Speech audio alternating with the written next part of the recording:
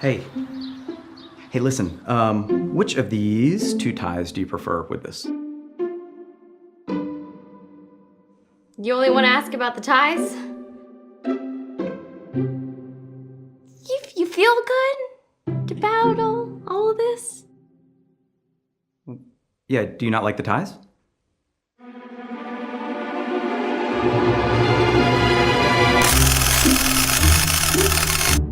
What? No, I'm not a blazing hot new Dorito. What? Sorry, I was trying to say... No, I am not going for a young Cuban Kris Kringle look. No, I'm not.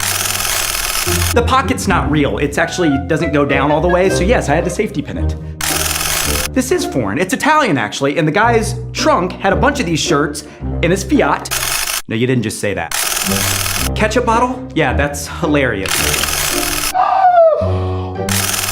I do so have the figure for this outfit, and you know it! You are just gorgeous, and I love you, but you are so mean! I have offered you my soul, and you have crushed it! The beige tie. Beige? This one? Yes. Well, hey, I certainly want to start off today by asking you to do something. Woo! We start that again. Let's start off today by asking you to do something I've probably never done to you before, is to repeat the title of the series out loud. So everyone together, let's say the title of the series, Me and My Big Mouth. Now, why do I do that?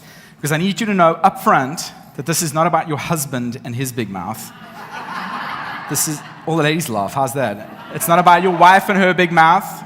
It's not about your sister-in-law, your mother-in-law and her big mouth. It's not about your boyfriend's big mouth. It's not about your boss's big mouth. It's about you and your big mouth and me and my big mouth. And so one more time, with a little bit of passion, let's say it together. Me and my big mouth. That's really, really good. And what I think is amazing about the series is that regardless of whether you're a Christian or not, there's a whole bunch of takeaways. There's a whole bunch of stuff that's applicable to each and every one of us. And so whether you're a Christian, there's going to be something that you can take away. If you're not a Christian, if you're still exploring the whole faith thing, I think there's a whole bunch of things in here because this idea is so practical. It's so applicable, and you'll be able to take a whole bunch of things out of this series as well. And so what I want to do is I'm also going to ask you again to repeat kind of the bottom line. I want to give you up front, if you have to leave early, the bottom line for the series, what we're going to be talking about over the next couple of weeks. And I'm going to say it out first, and then you can repeat it after me. But this is kind of the bottom line. It's quick to listen, slow to speak. All together? Quick to listen and slow to speak. That's very good. You guys are getting it. I don't normally do that, but I think that this is such a foundational principle that I think each and every one of us could do that. Now, I'm going to take you back to primary school, maybe school camp, maybe CU camp. I don't know where you would have experienced this, but we're going to add some hand motions to that. Okay, so I know it's silly, but I think it's going to be really practical. We're going to be doing this for 4 weeks. So it's going to be a lot of fun, okay? So all of you, if you can take a fist, put a fist in your lap like this, you can do one hand, you can do two hands, whatever. And when I say quick to listen, we're going to go quick to listen, okay? So everyone ready? We're going to say it out loud together. Quick to listen and slow to speak. Keep the hands open. Some of you are awkward right now and you want to do this. I understand that, but let's say that again. Everyone, quick to listen and slow to speak. Now, why would I do that? Why would I add some hand motions to this? Now, you can put your hands down, by the way. Some of you might not realize that this happens, but when we're in an argument, when we're in a conversation, and it's a difficult conversation, do you know what naturally happens? We don't realize this. Immediately, our hands do this, or we fold our arms, right? You don't realize that this is actually happening. And so if we're able to keep our hands open, the moment our hands do this, our mind shuts down, our hearts shut down, our ears shut down. We just stop listening. And so if we're able to keep our hands open, actually, it's been proven that if we're able to sit with our hands open, we're able to be more open to listen, to be quick to listen, and in those moments, slow to speak along that as well. This is especially true in verbal conflict. Especially if you're having a fight with someone, if you're having, this conflict that's going back and forth between two people. One of the reasons we have verbal conflict, one of the things that, irks us the most is when we start doing this. What is the one thing we want to do? We want to be heard in those moments, right? But more than just being heard, we actually want to be understood as well, right? We want to be understood in that moment. Like if you're going to open your mouth and you're going to say something, I really want to know that you have been heard in those moments. That you've heard me, that in those moments I've experienced that you have. And if you're going to interject, if you're going to interrupt in some way, in the middle of what I'm saying, at least give me a grunt to know that you've heard me, right? Because this is true as well. I don't feel like I can share with you. I don't feel like you're going to understand me until I feel like you've heard me, right? And the same is true for you. Then until you feel like I've at least heard you, you're not going to feel like I am understand. It's kind of like this, that we might say, yes, that we may not agree, but at least would you listen to me? Could you at least listen to me in those moments? And that's why I say, hey, I really would love for each and every one of us just learn and do the hand actions one more time. Can we say it out loud? Quick to listen and slow to speak. When we say it again, I'm going to do it again. Let's do slow, okay? So quick to listen, slow to speak. Now, I know what some of you are thinking. Like, some of you sitting here thinking, well, like, why aren't the teenagers on the front row, right? Like, why is my mother-in-law not here right now? Why is my husband not here? Why is my teenage daughter not here right now? I understand that completely, but I want to remind you, it's about me and my big mouth. This is about you. You got to keep that front and center as we go through this conversation. I think personally that this is a game-changing idea. In fact, if I stop there, we close in prayer right now, and I let you go. The children's ministry people would probably be irritated with me. But I think we could apply that. I think if each and every one of us walked away today, I think it would change everything in our conversation, especially when there are two people in a conversation, and this is their goal. That we're both sitting there going, quick to listen, slow to speak in those moments. That both of us have that goal in mind. But I realize that some of you might be thinking, if you grew up in church, maybe you went to chapel growing up, you might realize that this is not a new thing. In fact, I plagiarized this from a very famous guy. His name was James. James had an even more famous brother. His brother's name was Jesus. Can you even imagine growing up with Jesus as your brother? I mean, how crazy would that be, right? But the amazing thing about James is that James doesn't actually show up in the story of Jesus, right? James is actually doesn't even show up before the crucifixion. Because, he probably was walking around thinking his brother was crazy, right? If you had your brother walking around going, hey, I'm the son of God, you'd be like, no, bro, you're not the son of God, you're the son of Joseph. You need to get that in your head. Like, Joseph is our father, and then who is... But James shows up on the other side of the resurrection, because I think if you stand with your mother, and you watch your brother hang on a cross and die, and then a couple of days later you have breakfast with him on the beach, I think you're pretty convinced in that moment, right? I think he's convinced about this. And so James shows up after the resurrection as one of the leaders in the church. And so if you went to church in the first century, you rocked up on the scene, you'd probably see James leading worship. He's probably doing the slides. He's probably standing up there and preaching. I don't know what he was doing, but he's the leader in the church during the first century. And he comes out, and as the leader, he writes this letter to all churches all around the world. And in this letter, he talks about how important this idea is for us to get relationally right, and that we need to be able to have this front and center, that we need to learn to listen, and we need to wait to speak in those moments as well. And so here's what he says, and the opening line is just amazing to me. I think that if you're here this morning as a woman, I think that just this alone is just mind-blowing, because in the first century, women had no value. In that culture, there was nothing. They were property. Literally, fathers would decide on who their daughter was going to marry based on how it helped them politically or how it helped them financially in those moments. And he says, hey, my dear brothers and sisters, which again is like mind-blowing to think about. He's saying Jesus has come along and he's put everyone on equal footing. The world has changed in how we treat men and women, that everything is in fact the same way in these moments. Jesus elevated the status and the dignity of every single person, and that is an amazing, amazing thing to find this written in the first century. So my dear brothers and sisters, he says, take note of this. And so if you're taking notes, this is something that you want to take note of. James, what have you got for us? He says, everyone. Just in case there was any confusion about who he's writing to every single person. And here's our line. He says, everyone should be quick to listen. Everyone should be quick to listen. But I've got to ask you, how do you be quick to listen, right? You hear things, but how do you hear more quickly than you're hearing right now? And the reason James uses two words that kind of don't really go together is because he's trying to make a point, right? That's what communicators do. They take some words and they put it together. It might be a little confusing if you're trying to pull this thing apart grammatically, but it actually works in this moment. He's saying, what you're going to do is the first thing you're going to do, the very first thing before anything else that you're going to do is you need to listen. You need to listen quickly. You need to be quick to listen. If you want to do anything, before you do that, you need to listen in those moments as well. You and I, we want other people to listen to us, right? And James here is taking that whole thing that Jesus came along and said, hey, do for others what you would want them to do for you, right? And you want to be heard, you want to be understood, right? And James says, hey, be quick to listen in those moments. Then he says the other half of that statement, he says, quick to listen and slow to speak. Literally, the idea there is be late. He says, if you're going to be quick to listen, and then you need to wait and be late in your response, in whatever you might say after that. And if you're wondering, if you have to say something, I would say this to you, be curious. Be curious about what the other person's talking about. Be curious. Lean in. Try and work out what's going on. And ask any question with the person that you're having conflict with. If you're in that moment and there's some tension developing and you can kind of feel like you're getting a little tense there, hey, be curious. Ask a question. And you might say to me, no, I don't want to ask a question because this person's been going on and on and on and on and on and on and on and on and on. And if I ask them another question, all that's going to happen is they're going to go on and on and on and on a little bit more, right? No. I would say this to you, ask 3 questions. Because what is James saying? James says, quick to listen and slow to speak.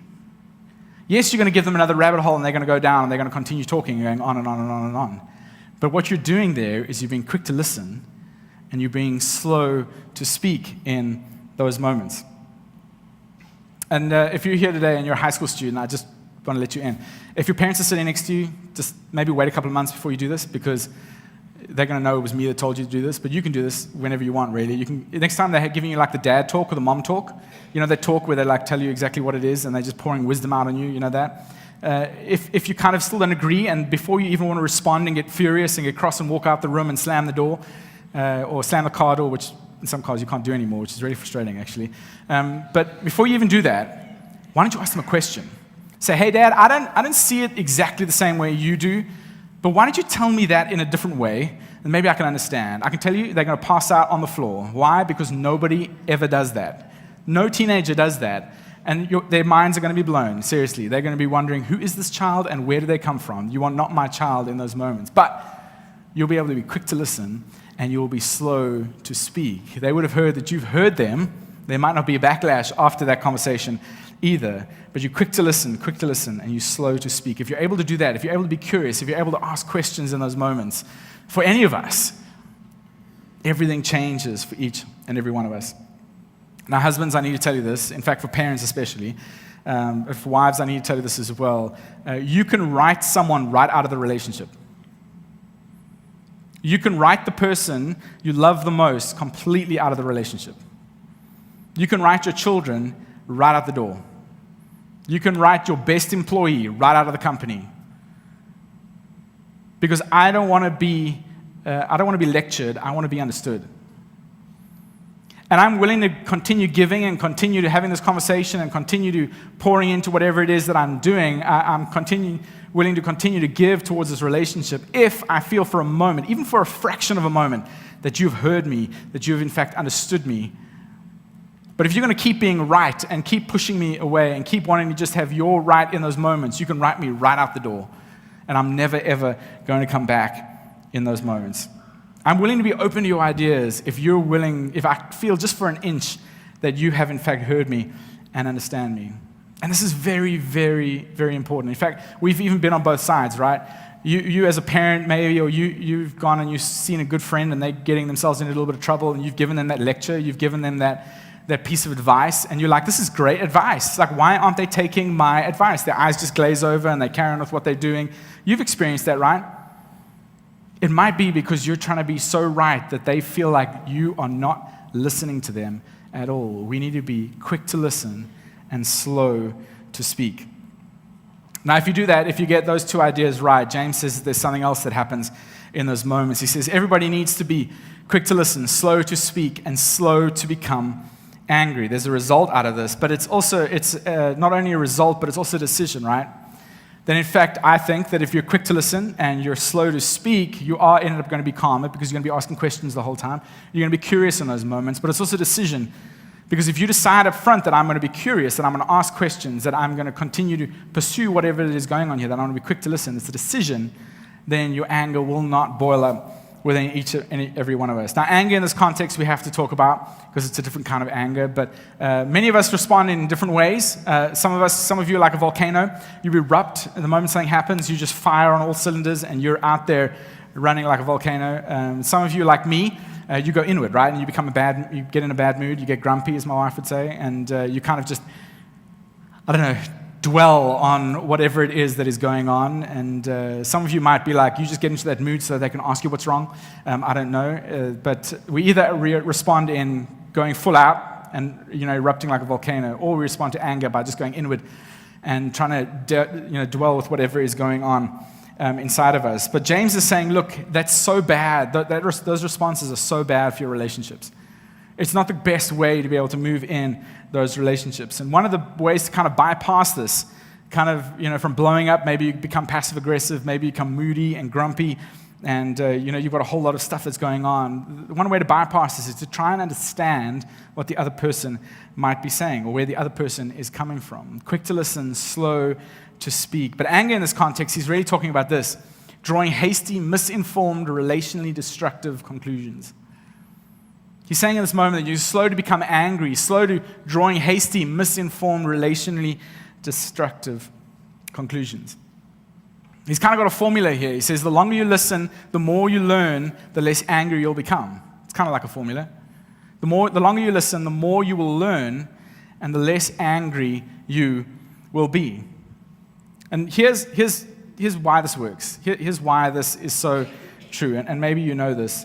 What I'm about to tell you, it's kind of common sense. Like, if you're taking notes, don't write this down, because you're going to be like, what? Like, really? Did you have to waste my time telling me that? Because it's just so common sense. But sometimes there are things in our lives that are common sense to everybody, that each and every one of us know. But, we need to be reminded about those things every now and then, right?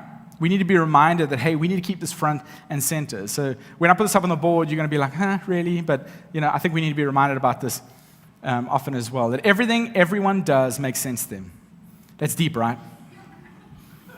I want to take your phone out and take a photo of that. It's just like, it's amazing, right? But it gets worse than that. Everything everyone says makes sense to them as well. Everything that comes out of someone's mouth makes perfect sense to them.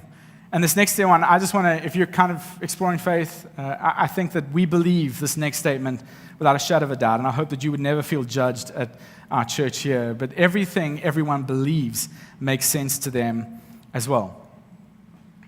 Here's the big deal. I think it is a big deal. When you say, something, or maybe think, because we don't normally say this to someone. It's like, why would they do that? We normally go and talk to someone else. We go and say this to someone else, especially around political things or religious things, or we go everywhere. Maybe even money things. We go and talk to other people about this. We're like, why would they go and do that? Why would they move in that direction? But when you hear yourself, or maybe when you catch yourself thinking this, phrase here, I don't know why they would do that, why they would say that, why they would believe that. If you're in the middle of something and you catch yourself going, I have no idea why they would do that, why they would say that, why they would believe that. Who needs the education? I'll give you a clue. I don't know. I don't know why they would do that, why they would say that, why they would believe that. Who has the problem? I have the problem in those moments. I have some learning to do. No, I'd rather just be critical. Yes, it is easier to be critical and go and find the people that you like and go and stand and go, hey, why would they do that? Can you believe these people? Why would they go and do that? Why would they say that? Why would they believe that? Yes, it's easier. But James says, no, that's not what we are supposed to be doing that. And you might even be afraid of, hey, if you go and spend some time with those people, you understand those people, you try and work out, you try and hear those people, it might make more sense to you. And you might want to join them. No, we can't have that at all. Absolutely not. We cannot have that at all. And so I'm just going to stand over here the whole time and find the people that I like and say, hey, why would those people do that? They're just so silly. And James would say, no, that's not how this works. Because newsflash, everything everyone does, everything everyone says, everything everyone believes makes perfect sense to them. And we need to be quick to listen and slow to speak in those moments if we're going to understand them. And so if there's something you don't know, If you go through life and you go, I don't know why my son would do that, why my wife would do that, why my daughter would do that. Who needs the education? We do. We need to be quick to listen and slow to speak in those lives. If there's a misunderstanding, if you don't understand why they would do that, it doesn't require a lecture. It doesn't require a mini sermon. It requires questions. It requires us to be curious. It requires us to be quick to listen and slow to speak in those moments. We need to prioritize listening and learning, and we need to wait and be late in our response, in how we respond to those people. Now, some of you may have grown up, and you might be a reader, and you might have read a book by Stephen Covey called The 7 Habits of Highly Effective People. 7 Habits of Highly Effective People. Now, Stephen Covey is a Mormon, and so I assume that he has probably read the New Testament, and so he might have got this from James himself. But Stephen Covey, in his book, 7 Habits, says this: seek first to understand, then to be understood. There it is. He says, first we need to understand before we're going to go out and to try to be understood in those moments. It means I need to listen. I need to listen. I need to listen. I need to listen. I need to understand what the other person is saying. Then I can go and be understood. Now, I hope that if you're not going to take James's word for it, you might take Stephen Covey's word for it. He's a best-selling author. So, he says the same thing, just in a different way. And the thing is, when we're in a conversation, when we're in conflict with one another, when we're having, a difficult conversation, one of the things that we do besides wanting to, hold our fists together, fold our arms, and draw inward, is that everything you say to me in a conversation, I'm taking through my filter, right? I'm taking through everything that you're saying is coming through my ears, and I'm passing everything of that through my filter. How I grew up, where I grew up, my age, what I've experienced in life, the school I went to, the education I received, everything you say comes through my ears and goes through my filter. And chances are, if whatever you're saying is going through my filter, I'm probably not going to understand you. And the same is true for you. As we sit here today, we're a diverse group of people. We all have different backgrounds. We all have different filters within which we take stuff in through the world. And chances are, if you say something to me or I say something to you, it's going through your filter. And as it goes through your filter, you might not be able to understand me completely. And so we need to be quick to listen, and very slow to speak. I'm a fool to judge you if I do not understand you. And I'm a fool to criticize you if I do not understand you in those moments. I am the fool. I'm the one who needs the education. I am the one who needs help. It is me and my big mouth in those moments. Now, I've got to admit, if we stop there, it's pretty good, right? I got through the Jesus stuff pretty quickly. I gave you some practical stuff. We could close in prayer and we could walk out, right? It's good church. We've had our 25 minutes, however long it's been, and we can walk out, right? But James isn't finished. James isn't finished with that. James carries on. I mean, I don't know about you, but if James, who kind of gives us this great piece, this great nugget of advice to be able to be quick to listen, slow to speak, slow to become angry. I mean, if we stop there, that would be great, right? But James carries on and he says this, that everyone should be quick to listen, slow to speak, and slow to become angry because. He says, now you know the application. You know the goal. You know the point of all of this. But there's a reason behind this. There's a reason why we would do that. And some of you are thinking, well, I know why I should do this. Because if I'm calmer, I'm less likely to blow up, right? Or you might see this as, okay, well, if I can be quick to listen, I can be slow to speak, obviously I'm going to be calmer and less angry in those moments, but I can reel these people in. I can see that I'm understanding them, and then I can get them to see the way that I see the world, right? It's a ploy to, in fact, get a whole bunch more people on our side. And James would say, no. That is not what this is all about. Let me explain to you, James would say, why this is such a big deal. He says everyone should be quick to listen, slow to speak, and slow to become angry because human anger does not produce the righteousness that God desires. You would assume, right, that human anger is something that bubbles up inside of us, that when we're frustrated, when we're angry, that, that is in fact human anger. And that's why many of us get angry, because we get frustrated, right? We blow up or we go inside. It depends on how we respond to that. But James says that human anger, from us talking all the time, from us continuing to just talk to people and not actually listen in those moments, taking the time to listen, that kind of human anger does not produce the righteousness, the rightness. Rightness is just the same thing as righteousness. The rightness that God desires in those moments. He essentially says this, that, hey, there are three different agendas here. Morgan, there's your agenda as you're having a conversation with someone. There's your agenda that you want to be right. There's the other person who you're having a conversation with. It's their agenda. And then there's a third agenda, and that's God's agenda in that moment. As I'm talking to someone and I'm trying to prove to them that I'm right, and they're trying to prove to me that they're right, God says those rights don't matter. It doesn't matter who is right on those sides. Those rights, that rightness, the rightness that I'm trying to prove, the rightness that the other person is trying to prove, that rightness is not what God desires. Neither of those rights are right. There are competing agendas in that moment. In my anger, not getting my way, I'm trying to convince you, I'm trying to plead for you to come on my side. I want you to join my side in those moments. That's not what James is saying we need to do. That's not the rightness that God desires. And my rightness is simply this, that I know I'm right. That I know I'm right, and I want you to know that I'm right. In fact, I want everybody to know that I am in fact right.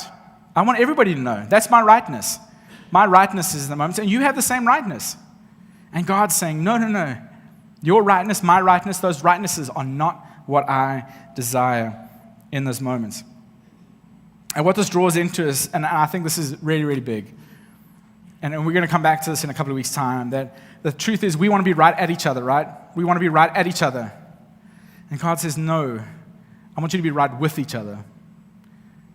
When we're having a conversation, when we're having an argument, we want to both be right.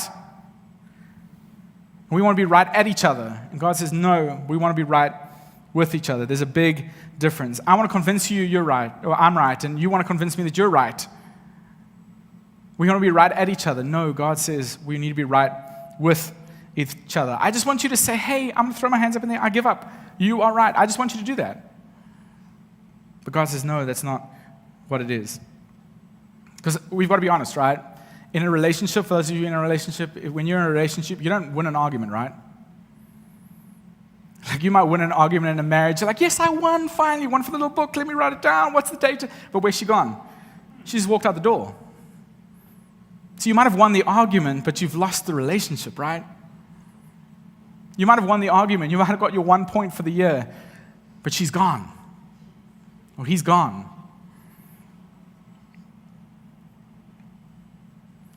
And God didn't come to take over. He didn't come to be right. He didn't come to take over what's going on. He came to take over your life. And he says, stop trying to be right at each other. I want you to be right with one another. And again, parents, I just want to remind you, you can write your children right out the door. Husbands, wives, you can write your spouse right out the door. We don't want to be right at each other. We want to be right with one another. And the interesting thing about me is, about this is, as I read the New Testament, I see that Jesus didn't come to be right either. You know, if Jesus had come right, it would not have ended with him going to the cross. He could have just come down and gone, I'm right, thank you very much, and done some of his little, miracles and stuff, and on he went. Like, he literally could have done that. But that's not what he came to do. He didn't come here to be right. And he says to you and he says to me as a follower of Jesus, he says to each and every one of us that our goal and our mission in life is not to be right.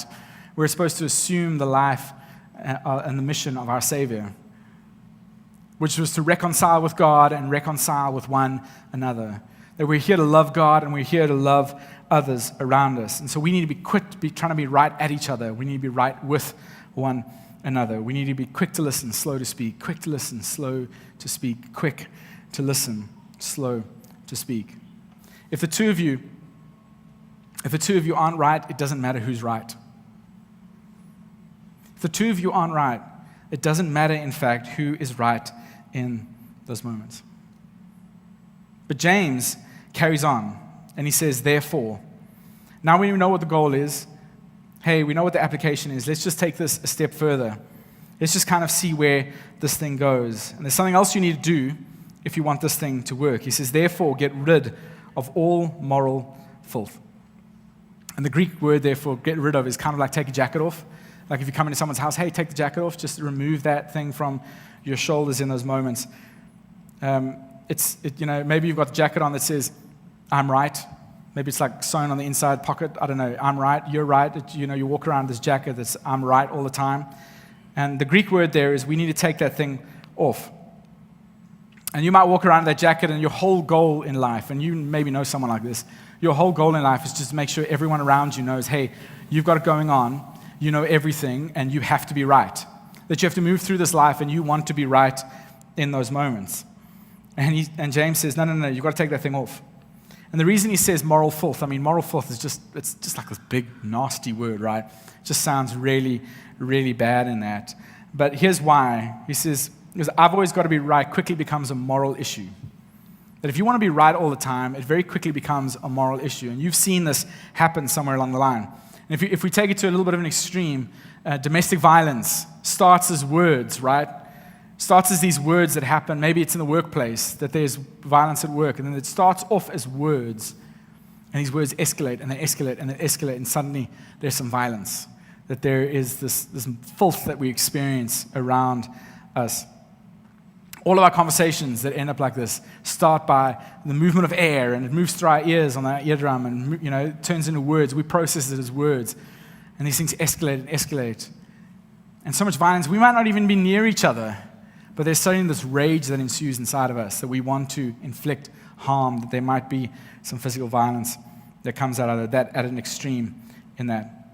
Where we want everybody to know that I am right, and I'm demanding my right in this moment, and I'm not going to step down. And James says, no, we need to take this thing off. We need to be able to remove that. Come on, if you're a follower of Jesus, James would say, you're going to be reconciled to God, and you want to be reconciled to each other. And then he said there's something else you've got to take off as well. Therefore, get rid of all moral filth and the evil that is so prevalent. The word evil there, perhaps a better translation of that word would in fact be malice. Malice is certainly not a word we use a lot now, but it's kind of the idea of, hey, we want to get even. We want to get even in those moments. We have a desire to do harm towards someone is the idea of malice.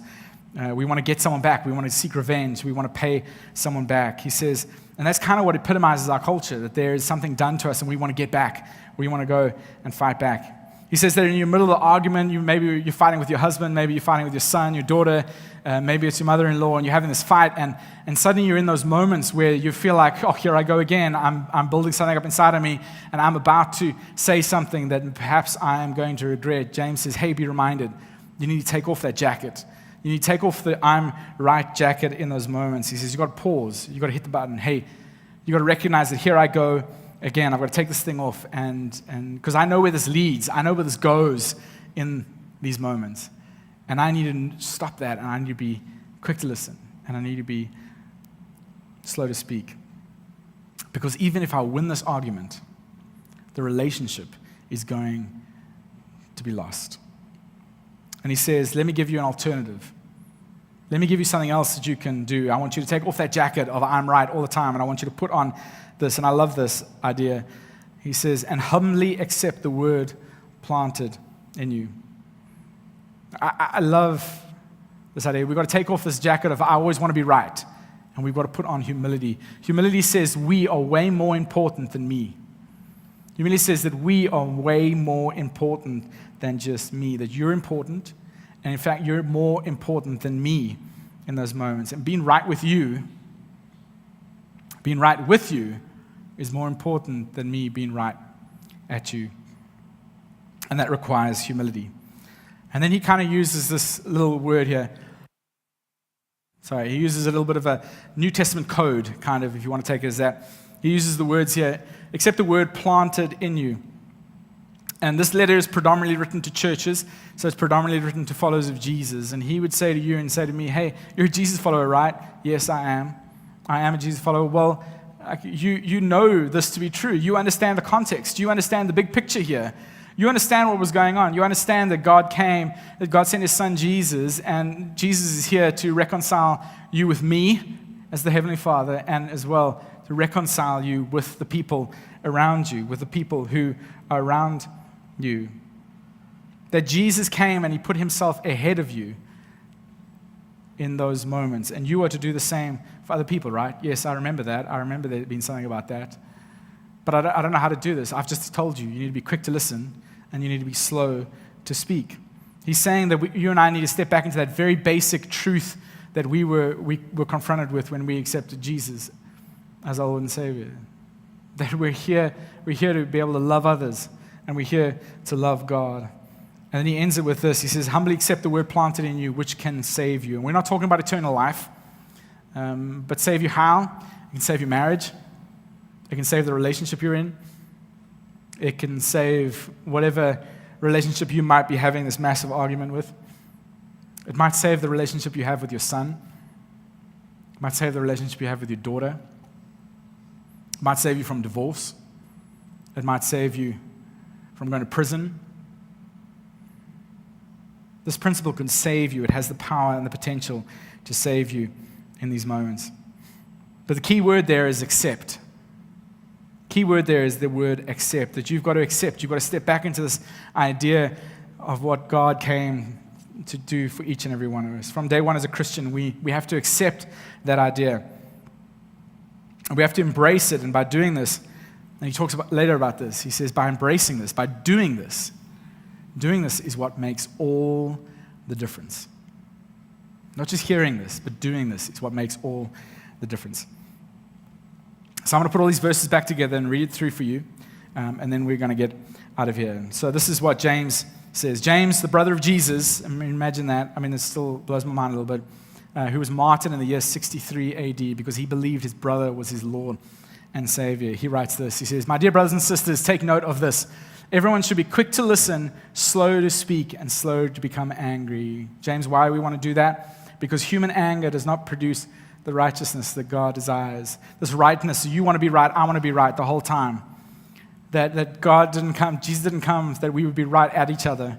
He wants us to be right with one another. And he says, therefore, get rid of all moral filth and the evil that is so prevalent, and humbly accept the word planted in you, which can save you. That we need to take off the moral filth and the revenge that we want to seek in our lives. We want to take that off.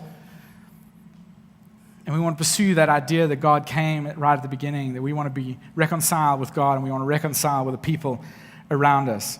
We need to step back into those basic truths that we remember experiencing when we first became a Christian, a follower of Jesus. And those have the power to save you. That's a pretty powerful idea. So get your hands out. We're going to do it one more time. Maybe two more times. I don't know. We'll see how I feel. Hands out, fist in front of you, in your lap maybe. We're going to be quick to listen. And we're going to be slow to speak. One more time. Come on, I can't hear you.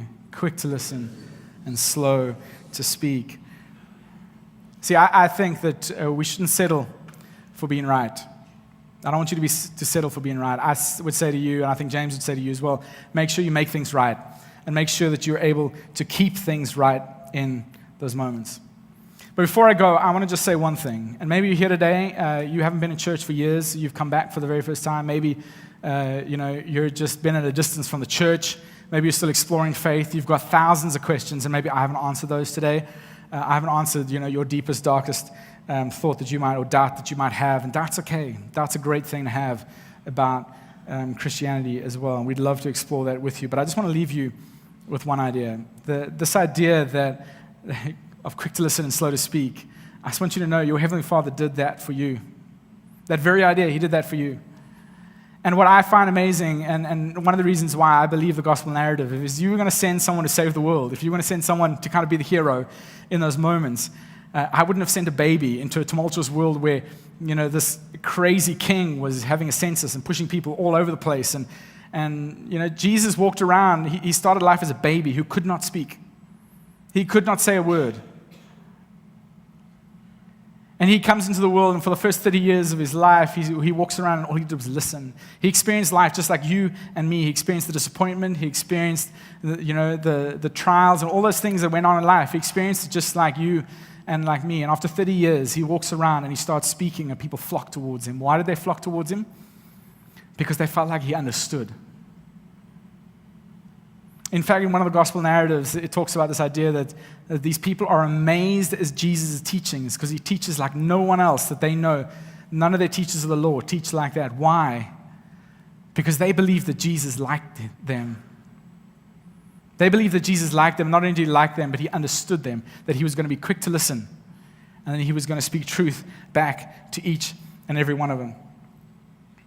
And not only did he do that, not only did he speak truth to them, that he understood them, that he heard them, he invited each and every one of them to follow him. And that invitation stands true today. That if you want to follow Jesus, it's just about accepting that invitation. Let me pray for us and we'll be out of here. Father God, thank you for keeping these letters alive. That this letter written by someone who somehow got kept and copied and put into a leather-bound book that we can now call the Bible. And Father, this letter was written to all churches as the leader of the church in Jerusalem, Jesus' brother, James. Thank you for preserving that we could stand here and that this still rings true today. Father, I pray for each and every one of us that as we sit and think about this, that yes, we would love our husband, our wife, our boss to be in here, but Father, ultimately this is about me and my big mouth. Father, this is about us understanding that we need to be quick to listen, and we need to be slow to speak, and we need to be slow to become angry in those moments. Father, we be curious. Father, thank you for sending your Son, that he came into this world as one who could not speak. And yet through your invitation of inviting a whole bunch of people to follow him, Heavenly Father, the world changed. And it's in his precious name and the love that he has for each and every one of us that we pray. Amen.